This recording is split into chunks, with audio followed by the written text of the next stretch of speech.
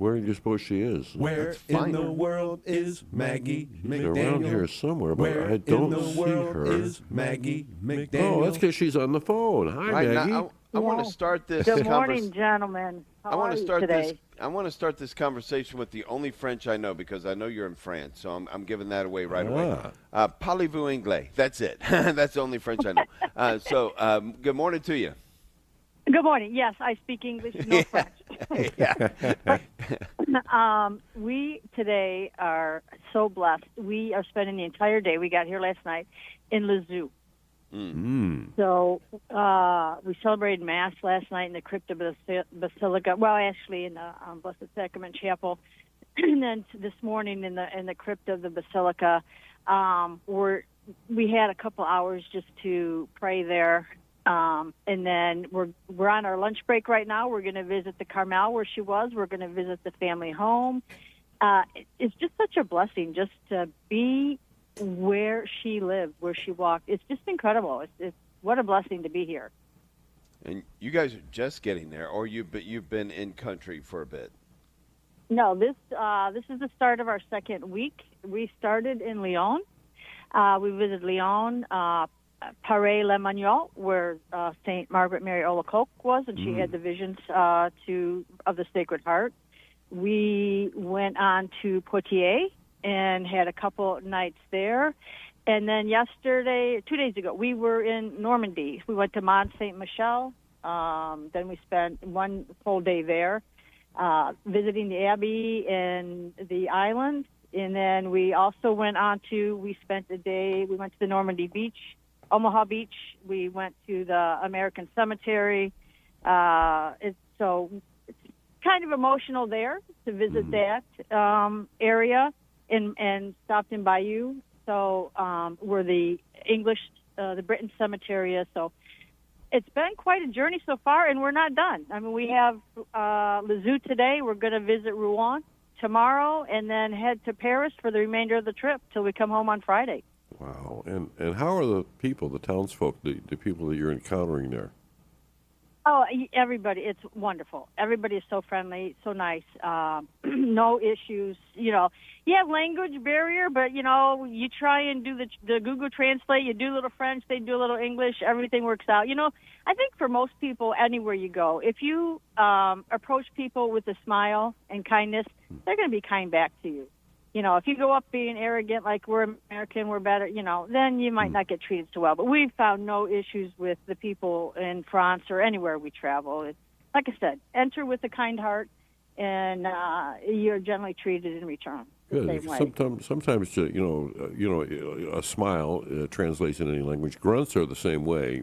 If you, in French, Absolutely. It would be like, hold on. It just depends on your inflection. Yeah, Right? well, sometimes some of the words sound like that, so you want to be careful. But no, you're absolutely right, and that's just humanity. You have to be human, you have to be kind. But, no, we're having a blessed trip, and, look forward to having some people join us on future trips. We're planning another one for next year in 2027 in the fall with Monsignor Borger. So if you've ever wanted to visit France, and we're going to do St. Joan of Arc tour, but we'll also visit the Normandy beaches, Mont Saint-Michel, Chartres, Paris. So we have some great things in the works. If you've missed this one, we'd love to have you join us on the next one. Yeah, and you were saying on this one, Maggie, then this is an unusual thing for you, at least as far as conversations we've had.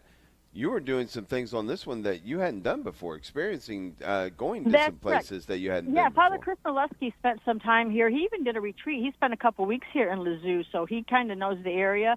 He spent time in Poitiers. That's the first time I had been there. Paray-le-Mignon. Some wonderful, beautiful places I haven't been before. And that's the beauty and the grace and blessing of what I do is the priests come to us and tell us what they would like to do for their parishioners and their people. We don't tell them where to go. We want to go to Italy. Okay, this is what you're going to do. No, they tell us, and then we figure it out. We plan it together. And so it's a collaboration. And so this is what he wanted his parishioners to experience. And for me, like I said, it's a blessing. You always see something new. There's no way you can go everywhere in your life. I'm just blessed to be able to travel as much as I have. But to see new places is absolutely wonderful for me as well. And people are worried. I mean, there are conflicts going on in the world. We're engaged in some of them. Are you seeing any of that from a European standpoint? Any worry regarding international travel, given what's going on in the world right now? Not in any of the places that we have been thus far. Now, we may encounter that once we get to Paris, since it's, the largest city in France. We might encounter that. But right now, no. And you don't even know anything is going on unless you pick up your phone and you want to look for it. We try and enter totally into the pilgrimage phase, leave the world behind for a couple weeks, join with the saints, lift ourselves up, dedicate ourselves, or rededicate ourselves for our Lord. And so we try and stay away from that and not look at it too much. But like I said, who knows when we get to Paris if there'll be any differences, if you'll see any protests or anything. We'll see. Well, what a beautiful experience, and to be able to see all these wonderful places that are such a big part of our faith. What a spiritual boost, huh? Oh, absolutely. Like I said, going to where St. Margaret Mary Koch had the visions of the Sacred Heart and how that devotion started. I've wanted to go there for many years, and we've just never been in the area. So that was really special for me, especially with my namesake being Margaret, and my grandmother and her mother and my mother. But I've been to Lisieux before, but it was almost like you go through it and you have an afternoon where we're here 2 nights. And so you can kind of experience in the town and the feeling and whatnot. So, yeah, having a little bit of time in these places is really beautiful. Well, that's great. And you got to be careful how you explain this to folks who are really not familiar with the faith, because they think you're going to the zoo. No, we're going to Lisieux, not the zoo. Yeah, we haven't. We've seen some animals along the side of the road, but we didn't go to the zoo. Well, that would be a good trip too, I guess. But yeah, you've got so many highlights to hit, and so many people that are accompanying you that will really benefit so greatly from all of this. And people can follow along even if we're back here, right? Oh, absolutely. On our Facebook page, go to if you have a Facebook page, then look for Catholic Faith Journeys.